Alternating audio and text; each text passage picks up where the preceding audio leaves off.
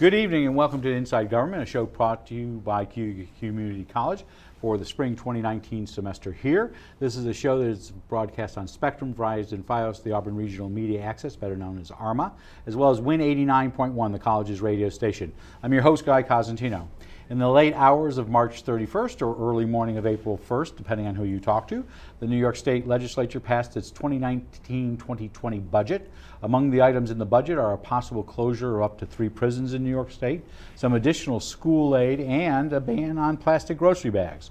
We've asked Assemblyman Gary D. Finch to come back into the studio to talk to us about the budget, as well as some other issues that are occurring in his district, including what to do about I-81 and whether New York should divide into 2 states. Welcome back. Nice to be here, Guy. So let's start with the budget, because that is the biggest item that you do in the spring here. Tell us overview, what's in the budget. Forget what wasn't in the budget, but right now, what's in the budget from your perspective? The good, bad, and the ugly. Well, there certainly was, there was some good. Of course, there's some bad. And the whole process is grueling. And the final hours of dealing with the budget literally went on until about 7:30 in the morning. So I was going to say, was it on-time budget as far as you're concerned? It was on time. Okay. I would think, you know, whether it's on the 1st of April or the 5th of April. If you're still in the chamber when the clock ticks, exactly. You're still working. Actually, there's actually a way, believe it or not, of stopping the clock.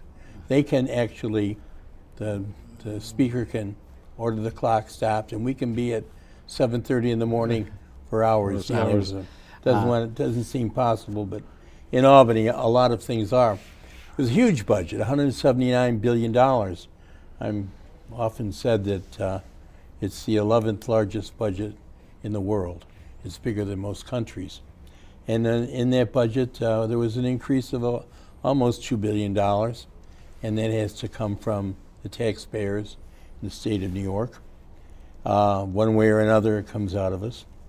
And there were some good points. They put a cap on the, or at least I feel it was a good thing, on the property tax cap. So that's permanent now. Permanent. Okay. And that protects the property tax payer, particularly in the climate of what was done on the federal level with the income tax and not being able to claim your SALT deduction, your state exactly, and local. Okay. Exactly. So that was a good thing.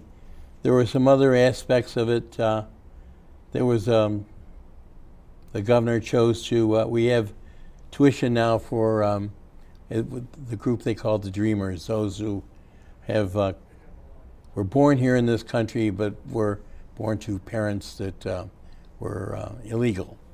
So now they have an aspect of getting free tuition, which is something that I think is, I oppose that.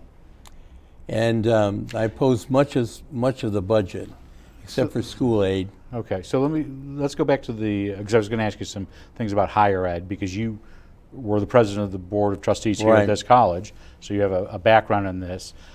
So on the Dreamers, is it only for those who go to SUNY and CUNY, or is it if they go to any college in New York? No.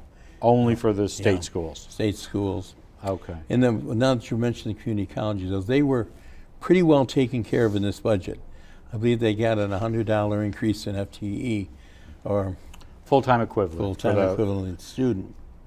So they were taken care of. There was an aspect, interesting enough, the Gold Star children the families of deceased veterans, deceased soldiers of New York City who were killed in combat, were left out of the budget. And Steve Hawley, who is an assemblyman from Livingston County and a colleague of mine, had a resolution in a bill that at least we pick up the free tuition for these students, for these children, of when their parents parents. When you say it was left out, was it left out by the governor's office, or was it left out by the legislative committees, or all of them? Ultimately, the budget rests in the governor's hands. Okay, but then he kind of said we're going to put it back in. Right. It was interesting how it was done. sometimes you don't know how effective you really are. In this particular case, Hawley and the co-sponsors of that legislation raised enough ire because it was defeated in the committee. So what was the objection to it? I don't think there was an objection, although Because it's not a big finance. No, it in wasn't. $179 billion. it's a drop in the bucket. Okay. Deborah, Do you have any idea how much it would have cost? It's certainly not $29 million. Okay. All right. I can't believe there's any more than 50 or 75 applicants in a given year. Okay. The Deborah Glick simply wouldn't let it out of her committee. She's chair of the And education. she's the chair of the higher ed committee. So it got stuck. But there was enough ire that was raised. Enough people were outraged that the governor turned around and was able to somehow include it after the budget was passed. Speaking on just higher education, and I want to go back to the budget, but speaking on higher education, we're now headed into the third year of the Excelsior scholarships. Right. That's where free tuition to SUNY and CUNY schools. Do you think that's been a success? There are a lot of strings to that, as you know. There's an income level that Residency requirement, residency, grade point. grades, you name it. And it was basically a gesture, I think, when Governor Cuomo made the announcement, he was with Bernie Sanders. Well, it was bookend. Bernie Sanders for one part of it and Hillary Clinton on the other end. Right. So you might say it had a political tinge to it. I think it might have had it. If people are taking advantage of it, yes. But the price of education in New York State has always been a bargain by SUNY schools. I think we're $4,400, $4,800. I mean, it's great. I personally think that you ought to have some skin in the game. You ought to be able to pay some of your tuition. That certainly is nothing wrong with that. We did it. Most of us did it. There are people out there that have huge loans. Now they're paying off for the same tuition we're giving away to students. That should have been dealt with. If you're going to do something for the people that had to borrow money and are into debt at extremely high interest rates. It is a problem. Smaller schools, private schools, which are very important. Well, I was going to say, in your district, you have both a community college and you have a 4-year at Wells. Right. How is somebody like not far away? Yeah, how is Wells impacted? I know we had their Dr. Gibraltar on maybe a year and a half ago, and they weren't sure at that point. Right. They certainly have endured an enrollment decrease. They've got to now compete. In fact, the governor, I debated the issue with Deborah Glick when they came up for a vote. And I said, Governor Cuomo suggested the private schools will just have to compete. Well, give free tuition too? I mean, how do you compete with that? So moving from higher ed, school districts made out better this year. They did. How did a district like Auburn, as you know, which has been struggling on this foundation aid issue, and I know we'll have Jeff Parazola here on Tuesday, how did Auburn make out in this year's budget? Well, I'm sure Jeff will probably have another view. He always does. He's a great. To the last red cent. He's a great, which is his job. It is. He's a great administrator. I have a great relationship with him, and he needs money. No matter what, he needs money to run his schools. He doesn't want to cut staff. But I think they did pretty well this year. There was a little over 4% increase in foundation aid. Foundation aid is exactly where the problem is. They don't get enough of it, and that's the basis. To understand a school budget is very complicated. It's taken me a long, long time to grasp it. And the reimbursements is another thing. They will reimburse school districts, but never on 100%. Right. You may get your reimbursement, it may be 70%. So so they did well. So another piece of this that impacts your district possibly is the governor wants to close up to 3 correctional facilities, correct? Correct. What's his first of all, whether it's good or bad, we'll get to that in a second, maybe in a quick second. What's his reasoning? I think the reasoning behind cutting these facilities down is to save money. Okay. I mean, I think it's as basic as that. And because he can cut staff. Right. He Did you can cut agree with building. what he proposed? Well, we don't know what he proposed. We know he's talking about 3 facilities. So let me get this straight. There are 3 unnamed.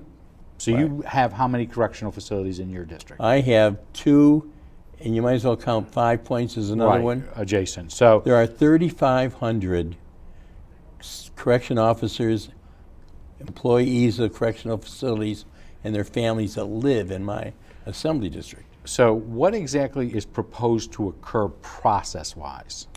What they're going to do is they want to close 3. We don't know what 3 they are. He certainly, first of all, it was 2. Right, and then it Then he jumped. changed it to 3. Part of the situation is the census, as they call it, is down. That would be the number of inmates in the total system. Right now, there's something around 47,000, and down from about a high of 70. And that was because they released a lot of those people who were in prison that were in there because of the Rockefeller drug laws. So they're out. Some have gone out by attrition. Right. So the census is down. They've also changed the classification of prisoners, whether you go into a minimum max or a medium. Right. Plus you got raise the age, you mix into that. Right. So now, they've done this as well to get prisoners that were, say, in max, like Auburn Correctional is, and moving them into a place like where Moravia is. And they also double and triple bunk prisoners. All a problem because it makes the environment is so dense. So does it go back to the legislature to say what specifically, or does he No. arbitrarily, has he got a commission? Does he have a committee? Is it some guy in a little, or gal in a little room in Albany says, that's the one we're closing and that's the one? That's pretty much the way it works. Okay. I didn't mean to oversimplify. Well, I don't think it's as simple as that, but as far as knowing what's going on, I've talked to Annucci a couple of times. Senator, this? he was the Commissioner Okay. of Correction, and he clearly knows which ones are going. He's told me that, but he will not tell me which ones. When do you, and you're on crime, I don't think it's called I'm- crime and crime. Is it crime and It's crime? corrections. Corrections. When do you think you will be told what they are? I think we'll be informed of when the closure happens. Do you think it'll be in the next 4 or 5 months? Oh, yes. Oh, okay. And then how long do you think it will take to close? 90 days. That quickly? Yeah. So- There was a year notification before. So I was Not now. So that's where I'm going to go with this. So That was part of the last round, what happened to the buildings in the last round? they're vacant. So the state has not been able to sell any prison. No, who would buy one? Right. I mean, it's just they're designed for a specific. This is not an purpose. HGTV fixer-upper. And they're huge, and the maintenance is. It costs the state of New York $60,000 a year to keep someone in prison, Do you? and that figure's 5 years old. Do you think either of the 2 facilities in your district are on the list? I hope not. It's hard for me to believe they closed the oldest prison in the country. Right. Is Auburn. It probably needs the most work, But but it's right smack dab in the city of Auburn, in the middle. I doubt whether that gets closed. the other, Moravia is more up to date. the other one of the other items in the budget that made it was this ban on grocery bags. Right. Okay. First of all, let's take a step back. A number of these items we're talking about are not necessarily budgetary issues. They're policy issues, Right. which allows the governor more flexibility to get his way. Am I correct on that? Absolutely. Okay. So what's the ban plan? Well, actually, I thought people would be outraged. over this because it's somewhat of an inconvenience. You know, you got to worry about. It's a family show, and I won't tell you the comments I've heard. So okay. But I've talked to people. Many people think it's a great idea. My daughter thinks you can bring the bags with you. Save. So that surprised me. So how this will work, though, as I understand it is a date certain. And I know Wegmans has said they're going. Wegmans, which is one of the larger facilities in the district, they're going to implement this year in 2019. Yep. But they have until next year to stop using plastic bags. And then it's a 5 cent per bag for paper? Yeah. Per bag or per customer? No. Per bag. Okay. And there's 3 cents. I believe 3 cents goes to the state of New York. Of course it does. Everybody's got to get a cut. Another way to raise revenue, and 2 stays with the. So is this a good idea? I voted no on it, and I. Did you vote no on a lot of the parts of the budget? I voted no on a lot. Because there's several different pieces to the budget. Right, it comes in about 4 parts. Okay. In fact, more than that, it depends. So I voted no. There was 8 to small cities. I supported that. Did you? Were you at least in the room for whether the governor got a pay raise? I know some of the members. I voted no on. Well, I only say that because I know some members of the majority party have come up with this. Well, I went to the bathroom. I went out in the hall. They had everything because they don't want to go back to their districts and say they voted a giant pay raise. To the right, governor. and they didn't want the governor to be after him either. No, I. So you're talking about the 3 cents. The 3 cents, and then there's 2 that remains with the. So another driver among the discussions, but did not make it in the budget, was marijuana. Right. And originally, it sounded like at the beginning of the calendar year, with a new democratically controlled Senate, Assembly is overwhelmingly Democrat, there was going to be legalization of marijuana. Right. What happened? It somehow got lost in the process, and I don't think there was enough because there wasn't enough support for it. But it's out there, and it will happen. Well, I was going to say, because some people who were pushing it were pushing it because it was a revenue enhancer. It would raise revenue, correct? Yes. Did that fall off the table when there were other questions about marijuana legalization overall? It certainly is a revenue enhancer. That's what the governor wanted it for.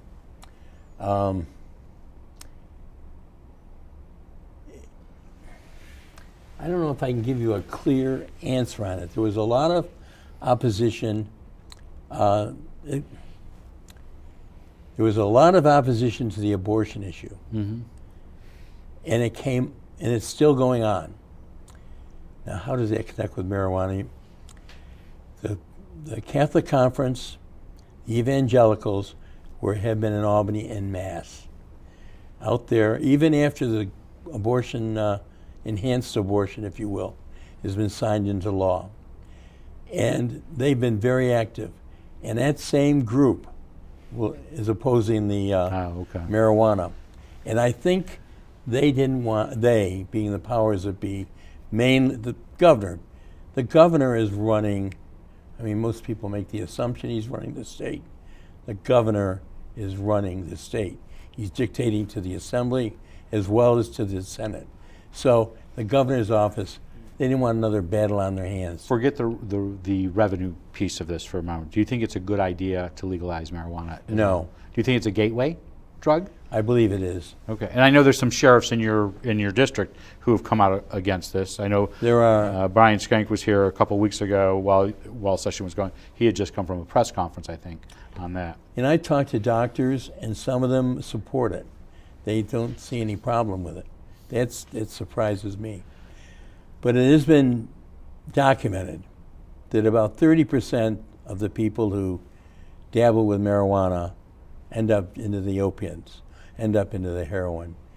And that's my worry there. We have this horrible, horrible heroin epidemic, and they're going to legalize marijuana.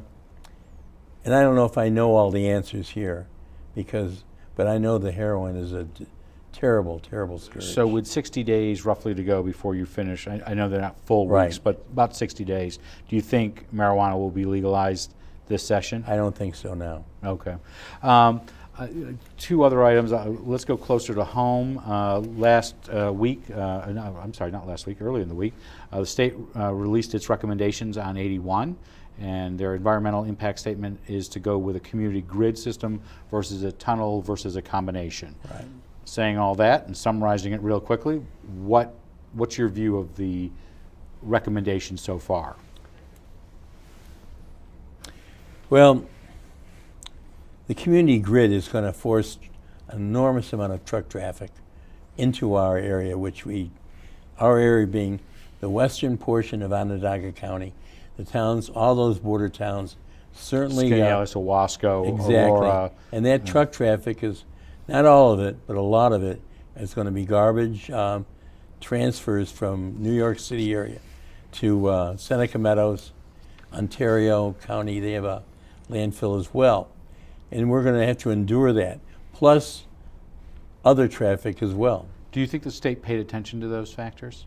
Or do you think there's a lot of support, ESF, soon SU, I think the hospitals, Mayor Walsh, have all come out for the community grid. Do you think that drove this discussion?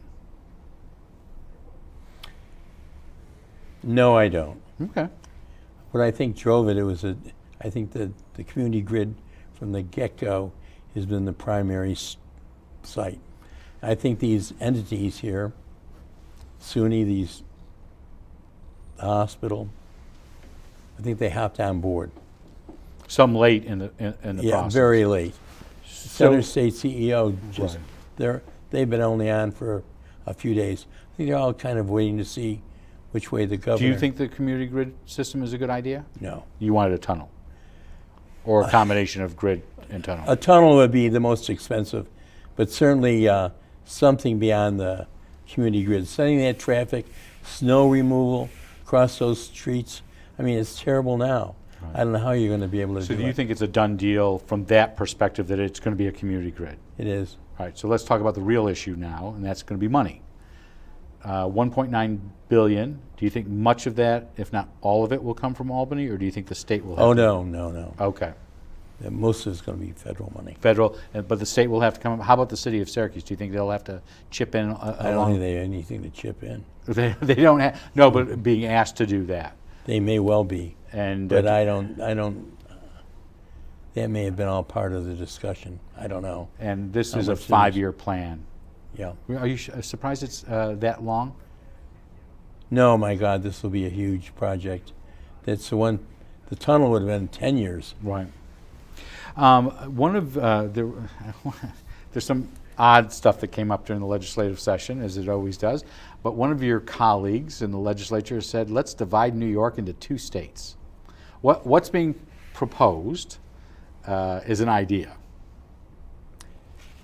The only thing I've heard that, and I do know that our former colleague and good friend, Mike Nozzolio, actually put a bill in maybe 4 years ago on this, which I think was probably good politics. It went well upstate New York, of course. But there's an enormous amount of resources that come up. Well, so that's what I was going to say. So there's the good political side that says, well, we don't get enough autonomy here. Right. But to the same degree, if you went with autonomy, you would also lose some of Wall Street. A lot of it. All of it. So, so I'm thinking you have some questions about this particular process, whether or not Congress would create a 51st state, which is a whole different issue. Where does it stand? So is there a commission being, or do you think this was just a Monday morning press release? It was a press release. Okay. I think it goes nowhere, it goes nowhere, and we would be in desperate trouble to try to find money to keep our schools open, because with that foundation aiding, all that money comes from 15% of the New York State budget comes from Wall Street salaries that are paid to brokers. I'm not getting into political issues, but a political process question. One of the reforms that you all passed at the beginning of the year was this issue of consolidating state and federal primaries. So that in the past you could vote in a given year up to 4 times or more, depending if there's a school Right. board election. So what was done? What was proposed and what's been enacted? Well, what's enacted is petitions have to be filed early. We've already gone through the process. So why It's do that- that so early? It's terrible. I can't imagine. People are out You're there. killing me as a guy who produces shows to help produce shows up here because I can't have a candidate on. So here's an example. By doing this, we have year-long campaigns now. The race for mayor in the city of Auburn started in February and ends in November. It's too long. So do you think that there will be a cutout? It seems different for legislative and bigger districts versus town and villages. Was there not any consideration to No, that? there wasn't. There was part of the debate. Okay. And what it's done is created this your problem about having not having the candidates around, but trying to get petitions signed in the dead of winter when you're knocking on someone's door, or there's a cutoff of candidates. They're rushing around to trying to get people on the ballot, and Well, we looked at it from our perspective. Come next February, we can't have any state people who are running for office. that might be who not make- that might not be a bad thing. Well, but it's nice to get it. But we couldn't do this show, for example, if this was an even year. You couldn't give us an update on the legislative session and what you voted on because you're a candidate at that point officially. Even if what if you're running unopposed, which is not Well, been a that luxury we have an I've had, exception. but- We have had that exception. John DeFrancisco, when he did not run, we have done that. But that's if it's after petitions are done. There's no independent. Right. I think independents are still out. Some Yeah, people they still are. So They are. It's just a matter. I was just wondering if there was any difference given to state and congressional and legislative versus towns and villages, which literally, if you live in the city of Auburn, 3 months is too long for a campaign, let alone way too long. 11. We should have moved it the other way, with the federal. Oh, okay. Make it Put later. that and put the federal in line with the local. Should have done that, but So last question here, what's left, what do you see on the agenda for the next 60 days while the legislature's in session, or at least for you? I know you're here, you're on break in the sense that the legislature's not in session, but you're working in your district right now. So what do you see for the next 60 days? well, we're certainly winding down. Once you get through this budget process, things tend to wind down. And the way that we do things now, or most recently with loading everything in the budget, there's not a lot of things left over. There's euthanasia is an issue that's sitting out there. I don't know where that's going to go, but that's You'll still have the Catholic Church there for that. they're isn't there. it? They're Okay. there right now on that. So we have that issue. We have the marijuana issue, which could get snuck back in very easily. That's there. The lakes are very critical. We didn't even touch on Right. that. Owasco Lake, and I have 4 of the Finger Lakes in the Assembly District. Every one of them are in trouble, including Skaneateles to some extent, but the least of which is in trouble. But they all have a problem. Remediation in Owasco is thanks to Bob Brower and the Aula. That most of the science on these lakes we know, and we know thanks to them. So we got projects going on there, and funding has flowed. There's about $500 million for water quality control. We're due some of that, but here again, we don't really know because the governor is controlling enormous amounts of money and way it flows. If you're available, we'd love to have you back in September, October, when we're not doing forums, that's to give us great. an update, no, but specifically on the lakes. That's an critical. item that we haven't covered. Okay. All Very right. good. Our guest has been Assemblyman Gary DeFinch. We do appreciate he rearranged his schedule so that he could be here, and we appreciate that in an Albany update from you. We will be back in just a moment with our final 2019 Spring Beyond the Front Page show with Auburn Doubleday's General Manager Adam Winslow to talk about their upcoming season on a new turfed field. On Tuesday, we'll be bringing you Auburn School Superintendent Jeff Parazola and Business Manager Lisa Green, who will have some comments about state aid, I'm thinking, about the Auburn school budget that was approved last night and goes before voters in May, and City Manager Jeff Dygert and City Comptroller Rachel Jacobs on the city's 2019-2020 budget. That'll be 2 separate shows. We'll finish off our season next Thursday on May 2nd. We hope with the annual Auburn Large School District Forum, as long as there are 3 candidates running for the 3 seats. That will have me moderating and Jeremy Boyer of the Citizen asking the questions of the candidates. Before we go, though, we do like to have your questions and your thoughts. We've asked them on a number of guests in the last couple of weeks. You can send them to cozguitho@aol.com or Inside Government, 141 Dunning Avenue, Auburn, New York, 13021. I'll ask those questions other than the ones for a forum that will be asked by Mr. Boyer. I'm Guy Cosentino for Community College. We want to thank you for watching. Have a good night. Have a great tomorrow, but stick around for a little bit of baseball.